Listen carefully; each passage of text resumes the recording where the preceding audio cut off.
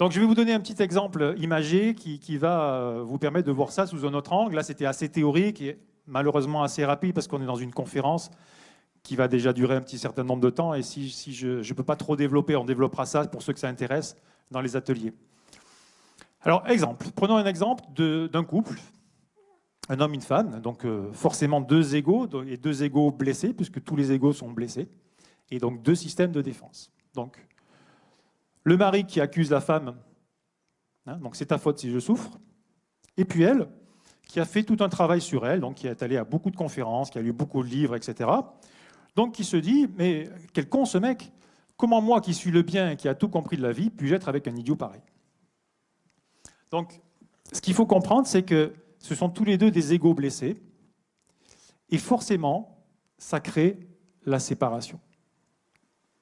Alors, analysons cette action du point de vue du mari. Donc, qu'est-ce qui se joue chez lui? Ben, chez lui, inconsciemment, puisque tout ça c'est inconscient, hein, bien évidemment, tu n'es pas conscient de tout ça, sinon tu ne le ferais pas, il ne faut pas non plus être idiot. Donc c'est tout l'intérêt après d'aller travailler en énergétique pour sortir l'inconscient. Donc, inconsciemment pour lui, cette scène le renvoie dans son enfance où il s'est senti abandonné. Je dis bien senti, c'est peut-être complètement illusoire. Peut-être que sa mère était extraordinaire et un jour elle a dit un truc et lui, du coup, il s'est bâti là-dessus. Et il garde ce sentiment d'abandon par sa mère.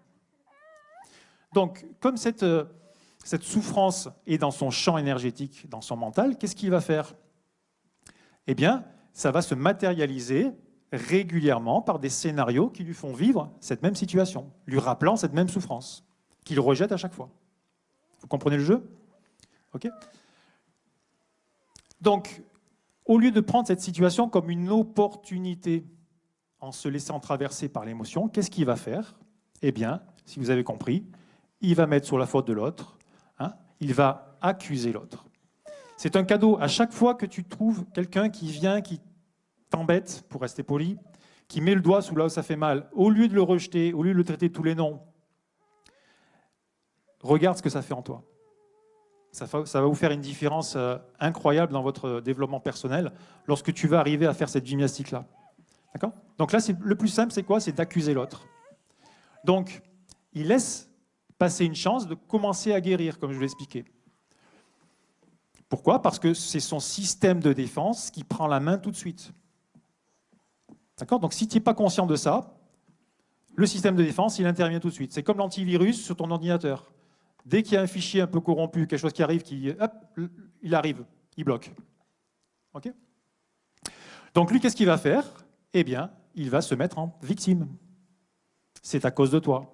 C'est toi qui me fais souffrir. OK? Il est tellement plus simple de passer pour la victime que de prendre la responsabilité de ce que je vis. Qui ne l'a pas fait? Je l'ai fait énormément de fois dans ma vie. Mais pourtant, si vous êtes là ce soir, c'est parce que vous voulez évoluer dans la spiritualité, dans votre avancée de la vie, dans votre compréhension de la vie. Ça va passer par là. Donc tant que tu continues à mettre la faute sur l'extérieur, tu n'es pas dans une démarche spirituelle. La spiritualité, ça va consister à se laisser toucher, traverser, regarder ce qui se passe, libérer, pour enfin, après, réaccéder de nouveau à sa partie divine. Alors regardons la situation maintenant, ce même jeu, regardons-le du côté de la femme. Donc en caméra inversée. Alors, pourquoi ça crée la séparation chez elle? Eh bien parce que, comme je vous l'ai dit, elle a lu beaucoup de livres, elle est allée à des séminaires, etc. Donc elle s'est fabriquée un ego spirituel. C'est-à-dire qu'elle croit être spirituelle, mais c'est complètement fantasmé, c'est complètement dans son mental. La preuve, elle vit des situations comme ça de dualité et elle juge l'autre. Hein, donc quand tu prononces la phrase « quel con ce mec », tu es forcément dans le jugement et tu es forcément dans la dualité. Hein, alors que si tu es dans l'amour infini, tu ne peux pas avoir ce type de comportement. Donc elle croit être dans l'amour infini, mais elle est dans la dualité. Donc elle est comme celui qu'elle juge, c'est-à-dire un ego blessé qui ne veut pas souffrir. Donc elle, la stratégie qu'elle a trouvée pour ne pas souffrir, c'est faire croire qu'elle a compris. Donc elle s'est inventée une position dominante, totalement fantasmée, qui ne repose sur rien, et elle ne comprend pas la situation qu'elle vit. Si elle était dans une vraie démarche spirituelle, elle comprendrait tout de suite ce qu'elle vit. Donc, en jugeant l'autre, elle se prive de la conscience, donc de sa blessure, et s'enfonce un peu plus dans sa croyance mentale qu'elle est le bien. Elle aussi se prive d'une occasion en or pour comprendre qui elle est, pour guérir ses blessures. Mais rassurez-vous ou inquiétez-vous, la vie vous en reproposera régulièrement jusqu'à ce qu'elle comprenne ou pas. Pareil pour nous, pour vous. La vie va te reproposer un certain nombre de fois une situation jusqu'à ce que tu la comprennes ou pas. Et tant que tu ne la comprends pas, tu la revis. Et tu la revis sous différents angles, différents scénarios, différents acteurs. Ce qu'il faut que tu comprennes, c'est que ce ne sont que des acteurs qui viennent dans ta réalité pour parler de toi. Si tu as compris ça, c'est déjà très bien. Donc, comment on s'en sort de cette impasse? Eh bien, la seule solution, c'est qu'au moins l'un des deux lâche son système de défense. Et lorsqu'on lâche notre système de défense, on se reconnecte à notre part divine dont je vous parlais au début, on se reconnecte au divin. Et qu'est-ce qui se passe à ce moment-là?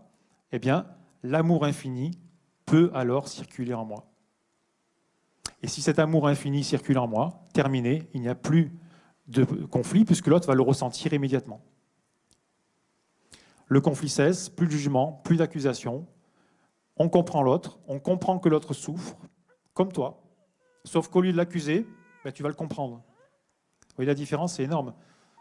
Donc je vais faire preuve d'empathie et on va tous grandir de cette situation. On va grandir ensemble d'une situation, sinon c'est inextricable, sinon c'est la rupture, c'est la séparation. Il faut comprendre que deux systèmes blessés, face à face, donneront forcément le feu de la discorde. Pourquoi? Parce que chacun croit dur comme fer qu'il a raison. Chacun se sent agressé par l'autre, car du point de vue de l'ego, je ne fais que me défendre. Et tout le monde ne fait que se défendre.